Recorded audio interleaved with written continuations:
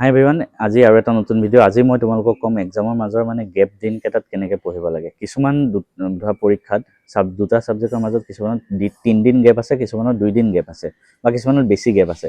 যিবিলাকত 2 দিন মাত্ৰ গেপ আছে সেইবিলাকত তুমি টেষ্ট পেপাৰ সলভ কৰিব নালাগে। সেই 2 দিনত অকল তুমি ৰিভিজনখিনি কৰা, ঠিক আছে। যিখিনি পঢ়িলা গোটেই বছৰটো সেইখিনি ৰিভিজন কৰা। একো নতুন টপিক নপঢ়িবা, কাৰণ পঢ়িলে তোমালোকৰ টান লাগি মাথা পৰা ওলাই যাব। তো ডেইলি 2 দিন তুমি প্ৰথম দিনা অলপ বেছিকৈ পঢ়া, দিনটোত 14 ঘণ্টামান, ছেকেণ্ড দিনা 10 ঘণ্টামান পঢ়া। পৰীক্ষাৰ আগদিনা তুমি 10টা বজাৰ পিছত একো নপঢ়িবা, ধুনীয়াকৈ শুই যোৱা। তাৰপিছত পৰীক্ষা দিনা ৰাতিপুৱা শুই উঠি ফ্ৰেছ হৈ অকণমান কিবা এটা বস্তু ৰিভিজন কৰি ল'ব পাৰে। বেছি টান বস্তু চাব নালাগে, এক্সাম দিব গুচি যাবা।